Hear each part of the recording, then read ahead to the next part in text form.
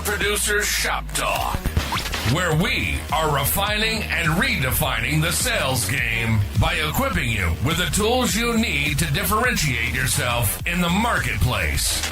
Listening to the podcast is only going to get you so far. Why not take your game to the next level? Check out Power Producer Basecamp on killingcommercial.com today. Tactical skills that'll help you provide deliverable value to your clients and prospects. Want to have the sweet swag that we send out from the Power Producers podcast for your clients and employees? Check out policyt.com today. And action items that you can provide to take your prospects and clients to the next level. Want to create an online presence but don't know how to start? Check out crushingcontent.com. It's done for you, so all you have to do is show up. This is Power Producers Shop Talk, production redefined. Are you ready to feel the power? What's up, everybody? Welcome to Power Producers Shop Talk as we continue our series with the team from Insurance Futures. We're going to talk about the riveting topic of job descriptions, why they're important, and how you can use them to build a really good culture, specifically with remote employees. And, you know, I've always been somebody who probably fails dramatically at making sure all of this is outlined in my own agency. I'd love to say that I have it all figured out, but the reality is it's just something that's one of those things when you're a producer and a producer at heart, even when you own the agency, you're worried about going out and selling the next deal and not formalizing things. And, you know, that's just a little bit of transparency and self-admission, but something that's certainly on my list of things to do in 2025 and get that right. But I have to believe it's even more important when you're dealing with remote team members. I mean, people want to know what's my job? What am I really supposed to do? Because,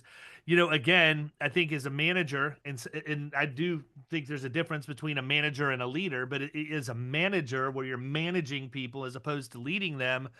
One of the things you hate to hear the most is, well, that's not my job. Or I didn't know that was my job. And it's kind of like we have an open book test to get this right from the very beginning. If you have job descriptions outlined and you talk about that as part of the interview and hiring process, there really shouldn't be any surprises to it. So talk a little bit about the importance of job descriptions inside of having a remote work environment that thrives. It's someone's role, right? What's my role on the team and what am I supposed to come in and do every day? And this is a theme people will hear from these shop talks is we're simple, right? We like to wear our agency shirts. Caleb wears pants. Me and Michael always wear shorts. So basically, we like to keep things simple, and we see that with everything we do. So, you know, job description is clear, concise, and easy to understand. Anyone reading it would know exactly what's expected of them. And I'll say this, David, before we merged, was like you. I'm not saying you're like this now, but I was like you. I didn't have any job descriptions. I only had 2 employees. And I hoped they just did what I wanted them to do. There were nights where I came home and said to my wife, you know, this person isn't doing this. What the heck? What's wrong with them? But they did not have that clear and concise direction. Then when we formed and merged as part of Heritage and we got our JDs in place, I realized how important they are. And the main reason why I say they're important is because of clarity. Everybody has to know exactly what's expected of them every day when they sign in. What is your job? What is expected of you? That's the only way that you're going to be able to scale and grow as an agency is if everybody knows exactly what's expected of them daily. So how do you do it? Like, okay, I want to write job descriptions. How do I do that? How did you guys decide how the process, what it was going to look like, and then ultimately execute on it? I'll jump in. I think we went out and we did what everyone else does. We found some template, we started using it, and then we realized over time, and as we are trying to push our core values, push KPIs, push job duties, it kind of all went back to the job description. And when someone starts their job with you, you need to have a clear definition of what that looks like. And we failed in that a couple times to where we knew, all right, we got to get back.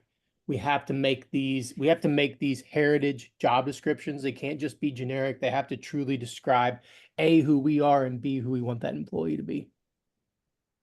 I don't know if, when you ask how you do it, David, I don't know, Jeremy and Caleb, if you would agree, but essentially, job descriptions are KPIs spelled out a little bit more, right? It all comes back to the KPIs and what's expected of you each day. You just in the job description kind of more clearly define that and maybe expound a little bit more about why we're doing it. And that's not a part of it, David, but one thing before we even did this, we had to have an organizational chart, right? Like, what does our organization look like? And I think we talked to a lot of people, and even, in these groups we're all in, you hear people say, well, I have a person that's servicing, but they're not selling as much as they're supposed to. They kind of do both. Is what do you want your organization to look like? And then from there, you're going to set that up, right? So for us specifically, we had our roles, we had manager roles, personal lines, commercial lines, and we had sales and service. And from there, we had clarity, which is one of our core values Michael just talked about. And from that, we knew if our salesperson came in, here's their role. What do we want them to do daily? What do we want our client advisor to do daily? What do we want our commercial lines account manager to do daily? So we knew what our organization was, how it was set up. And then from there, we set up each role with what success looked like in that job description. And to make it more simple, you asked, how do you do it? If it were me and I was just starting out, I would list what's everything that I want done in my agency. And then I would assign each one of those things to a job description. These are all the things I want to be done in my agency and how I want them to be done. Now let me assign them each to a job description so that all those roles are taken care of. And I gotta imagine, again, let's go back to the agency that says they're monitoring 10 KPIs or 20 KPIs or something ridiculous. Like, they're probably also would tell you they have a 5-paragraph job description with an addendum of exhibits that show you exactly how to do what. I mean, it's just crazy stuff, right? But I mean, anytime you're in communication with somebody, you have to, number one, in my world, I'm as direct as they come, man. I don't believe you have to go around the block to get next door when you can just walk next door, right? So I'm going to have that kind of a conversation, and I feel like that the people that are on my team know that about me, understand that, and appreciate that. I warn them about that in the interview process and tell them that if you think it would be difficult for you to receive very direct feedback, albeit constructive, I'm just not going to give you a lot of flowery words and worry about my presentation when I have a million other things that I have to do. So for me, keeping things very clear and concise is important, but I think also you have to be specific in what it is that you're telling people. You can't just say, I don't know, I can't even think of a good example. Why don't you give an example of something that maybe could be convoluted, but you had to make it very specific in a job description for people when you were bringing them in? Kind of think of one thing that drives me crazy, but is also very good about Jeremy is I will list something out like you're in charge of the sales process. And to me, I understand what the sales process is. Um, and Jeremy comes in and says, what does that mean? Let's be more specific. And so instead of saying you're in charge of the sales process, we list out you're in charge of, and then we list out 3 or 4 bullet points, right? Like making sure all leads are responded to within 3 minutes, whatever that is, making sure that notes are left after every interaction in the sales process, making sure that at least 3 quotes are sent out for every prospect. So not just an overall view, even though that makes sense to us because we know what that is, but clearly defining by bullet points, not long and expansive with, a bunch of fluff, but just clear, decisive bullet points. And I think with that, our job description, and this might be, I don't want to give it away, but it's something that Michael might reference at the end there. But we have what their role is, and it's tied to the KPI. We have what the sales process is, like Michael said, and the 3 to 4 steps to follow that. And then we have, our standards. And I think we were talking to someone, Michael and I, a few weeks ago, and part of their goal for their salespeople was to call leads immediately, right? And I think we had that, correct me if I'm wrong, Michael, at first too, right? Like call leads immediately. Well, immediately to us as owners is different than to someone else. So part of our job descriptions for sales evolved, and instead of calling immediately, call a lead within 30 seconds, right? So they're specific and clear, and there's no confusion on what that looks like. And we did that for each and every point so that someone came in and it was very clear to us whether they were going to fit within us or not. And I think that's the other thing job descriptions do and KPIs. It helps us to know if this is a good fit for a team, and ultimately if it's a good fit for that person too. They will weed people out. And I think there's a lot of agency owners out there holding on to people because they're good people that have known them for a long time, but they're not really benefiting their business. And if you put that person in a specific job role and had a description, they would probably understand very clearly that it's not a good fit for their agency. And I want to touch on that because I'm not sure if people heard that. We will show people who we are hiring before we hire them their job description.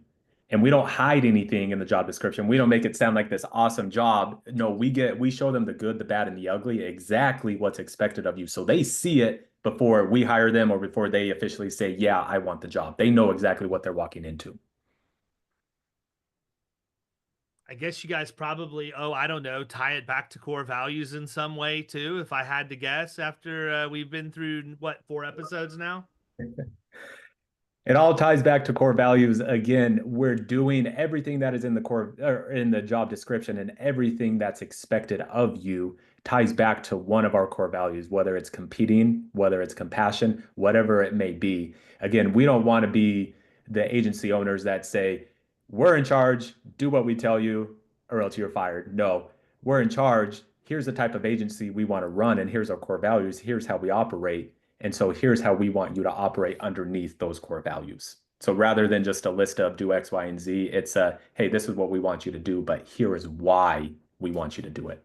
Look, man, that's the number one thing in any kind of training, any kind of communication. And too many people miss that part of it, right? And it goes back to a parenting course that I took when Grayson was just a baby. Like, I needed to go get a different perspective. I knew how I was raised, but I don't necessarily know that I really enjoyed all the different things that I went through, growing up. Not a knock on my parents. It's just they had their style, and I wanted to know what my style was going to be, because I think every single one of us at one point told ourselves, well, when I have kids, I'm going to do it different. Well, I wanted to get other perspectives, right? And so we went through this parenting course, and one of the number one things that I took out of that was you always need to give your kids the moral reason why. Right? You can't just say, don't do this. You have to say, don't do this, and here's why you don't do this, right? And I think that holds true in training and leading people in your organizations as well. And I've always, by accident, done that to some degree. Even when I was a store manager in the grocery business, when I bring a new stocker on, I would always say, you need to stock with 2 hands. Here's why. You need to go ahead and face front the shelves while you're going, so that when you get done, everything's already done and you just have to go back and maybe touch it up a little bit. You need to keep your cardboard off the floor and in this bin because, and there's always a reason why, but if you don't give the people the reason why, it very rarely sticks. And it's an interesting thing to see that way. But I mean, I look at the times where people have disappointed me professionally is part of my team, and I look at the times where people have done really, really well, and it all boils down to how well did I communicate, and how much time did I spend giving them the why behind the thing that I asked them to do. What's the real reason? And if you can do that and people understand that, they're not going to push back and argue with you, instead of just saying, don't do that. Why? Because I said so. That's what I grew up with, when in reality, if I would have been said, well, you don't do this and here's why you don't do that. Not that I think that we need to explain ourselves in every single thing that we do with our kids, but the reality is, if we want it to stick and want them to listen to what we're saying, we need to give them the reason why behind it. And team members are no different. And David, just a side note, we started this year tying JDs and KPIs go hand in hand, right? But we started asking for personal goals, and we took that personal goal and we tied it to the JD and the KPI, right? So if someone's goal was to be a sales manager, they know as a salesperson, they got to hit these goals and they got to do these things. Why? Because in order for them to move up to that position, they got to be the best at what they're doing amongst their peers, right?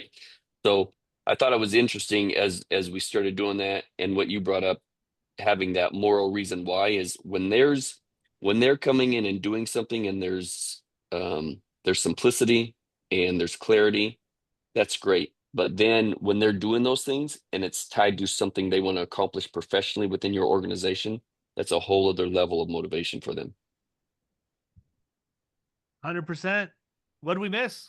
Feel like we talked a good bit about KPIs. You hit the bullets I wanted to cover. Yep. Feel like that's good. Michael, anything you need to share with the audience? So I know that job descriptions can seem daunting to people. We are going to share with you on our website a sample job description of our own that we use in our agency. Then we're also going to share a worksheet with you to help you work through that. Again, you don't just want to go out and copy and paste somebody else's. You want to make it your own, and this worksheet will help you do that. Good deal. Make sure when you go to the website to get that worksheet, you sign up for the newsletter once a week. That's all we're going to hit you. It's not going to be too much. It's not going to be too little. It's going to be the right amount. And the reason why we do that is because we want to make sure that we're reinforcing you with all of the tools that we're talking about, like giving you the reason why we do things, right? So when you go to the website, make sure you sign up for the newsletter. We are going to give you all kinds of tips, tricks, and real world experiences. And I have the ability to give you some prizes and stuff in there because I got my fingers in so many things that I like to be able to reward you for actually doing what we asked you to do too. We like to reward the behaviors we want to see replicated. So if you can go in and sign up for the newsletter, it would be much appreciated. Everybody, we will catch you next week. See ya.